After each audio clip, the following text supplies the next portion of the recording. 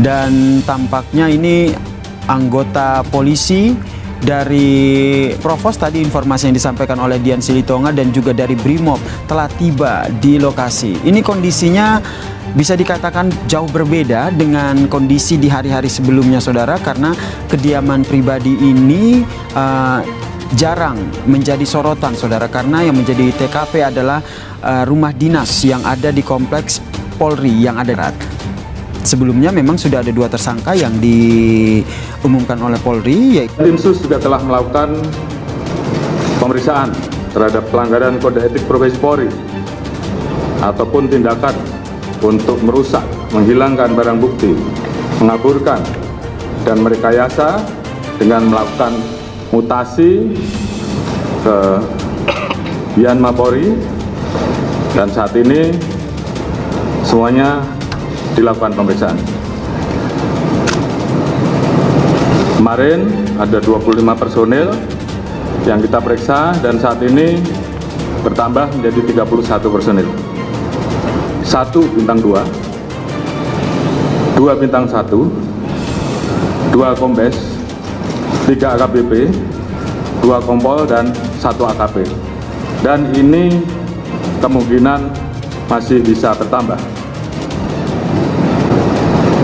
Selanjutnya, untuk menjaga transparansi dan akuntabilitas dalam penanganan kasus ini, kita telah melibatkan pihak-pihak eksternal seperti rekan-rekan di Komnas HAM yang saat ini masih terus bekerja, dan juga mitra kami di Kompolnas selaku pengawas kepolisian. Kami juga telah memberikan ruang seluas-luasnya kepada masyarakat, terutama keluarga korban, dan juga melayani laporan polisi dari pihak korban. Dan tentunya ini adalah merupakan wujud transparansi yang kami lakukan. Alhamdulillah, saat ini tim Sus telah mendapatkan titik terang dengan melakukan proses-proses penanganan dan pemeriksaan secara saintifik, pendalaman terhadap CCTV dan handphone oleh Puslapor, biometrik identification oleh Pusinafis, serta tindakan lain yang tentunya bersifat ilmiah. Dan juga kami menemukan persesuaian dalam pemeriksaan yang telah kita lakukan terhadap saksi-saksi yang berada di TKP, termasuk saksi-saksi lain yang terkait. Saat ini tentunya sedang dilakukan pemeriksaan dan pendalaman. Kasus yang menewaskan pasangan Eki dan Vina Cirebon mulai terkuak. Setelah melakukan pemeriksaan terhadap Ibtu Rudiana, ayah dari korban Eki, kini ditemukan bukti baru adanya kesaksian dari sejumlah saksi yang terlibat. Banyaknya kejanggalan yang ditemukan dalam kasus tersebut tentu menimbulkan banyak tanda tanya besar di kalangan warganet. Lantas, apakah tim penyidik Mabes Polri telah menemukan DPO siapa pelaku sebenarnya? Lalu bagaimana dengan para terpidana yang kini sedang ramai disebut korban salah tangkap? Benarkah Ibtu Rudiana, penyidik, dan Pak RT terlibat suap dalam penanganan kasus ini? Bahkan Ibtu Rudiana yang merupakan ayah dari korban Muhammad Rizky alias Eki nyatanya juga turut terlibat dalam kasus ini. Berawal dari kecurigaan publik disebabkan karena Ibtu Rudiana tidak mampu menangkap beberapa DPO yang juga menewaskan putranya tersebut. Terlebih, kemunculan sosok wanita bernama Widya yang tiba-tiba muncul dan membongkar keterlibatan Ibtu Rudiana mengenai bisnis narkoba saat 2016 silam. Dari sinilah kasus Vina Cirebon ini mulai menemukan titik terang jika kasus kematian Vina dan Eki ini merupakan sepak terjang dari Ibtu Rudiana untuk mengelabui kasus yang sedang menjerat dirinya. Panggil itu Ibtu Rudiana. Panggil itu mantan jenderal yang menjadi Bupati Cirebon. Panggil itu yang namanya Wakil Bupati Cirebon 2016 lalu itu. Panggil itu Kapolrinya, Kapolresnya pada waktu itu, termasuk masih ada Sambo menjabat, masih ada yang namanya Tito Karnavian menjabat, Teddy Minahasa, ya kan, Bambang, kala itu anak-anaknya deretan jenderal-jenderal ini dari Dai Bahtiar, ya. kenapa saya yang harus kau jadikan saksi? Ya kan? Jadi begini bro, kunci satu-satunya saya bilang itu Ibtu Rudiana. Kenapa harus bungkam? Ya, bersetan dengan cuap-cuap orang-orang yang menerka-nerka. Kunci satu-satunya itu. Ya, ini karena berawalan dari bandar. Ya, kasus suapnya. Halo Bapak Presiden, jenderal-jenderal ini untuk menutupi kasus pinah ini diawali dari bubuk. Ya, perhatikan suapnya berapa miliar jenderal-jenderal ini menerima. Coba rekening-rekening yang diterima mereka itu pada tahun 2016 dicek. Kok lebih detail kita Pak daripada Bapak Kapolri? Bapak Kapolri tugasnya ngapain aja?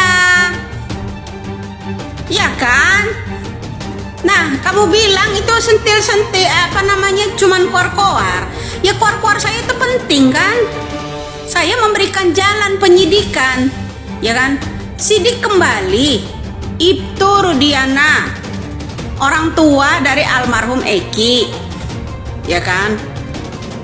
Juga yang namanya keluarga, yang namanya Vina, jangan gegabah. Ya, jangan gegabah. Jangan menambah-nambahi keterangan palsu. Paham? Ya.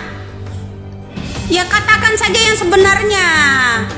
Ya, penyidik pada waktu itu Kapolresnya siapa? 2016. Kapolri kita siapa? 2016.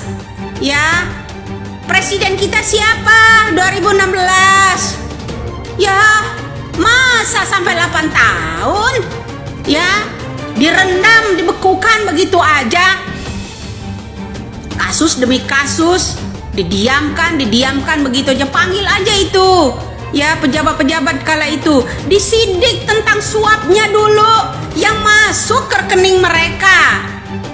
Paham? Anak-anak geng itu periksa semua yang namanya rekening-rekening itu. Rekening itu memiliki data bro.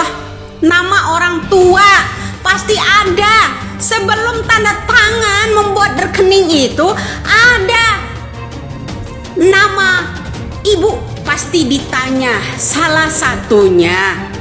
Ya, kenapa penyidik kok dibilang bodoh nanti marah? Ya kan, merinding bulu kuduk saya.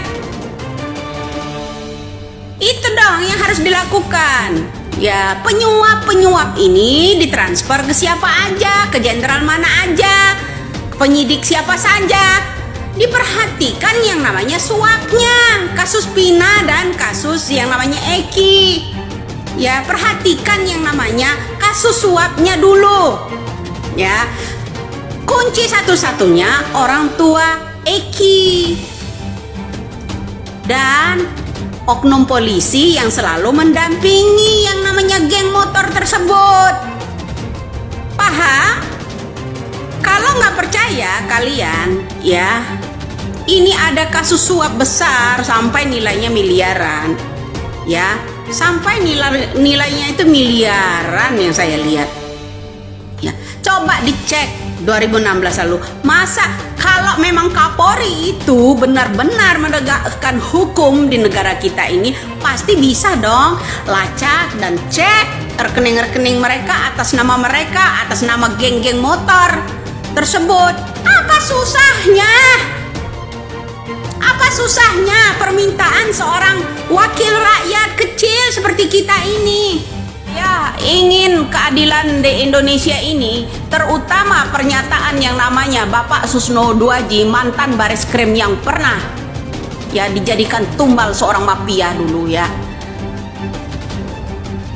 Itu harus dilindungi. Kemudian orang-orang yang berbicara membuka fakta yang sebenarnya itu butuh perlindungan, harus dilindungi. Kenapa penegak-penegak hukum ini hanya boleh digenggam oleh orang-orang yang tinggi, banyak uang dan sebagainya, yang mampu menyuap dan suap? Itu loh Pak.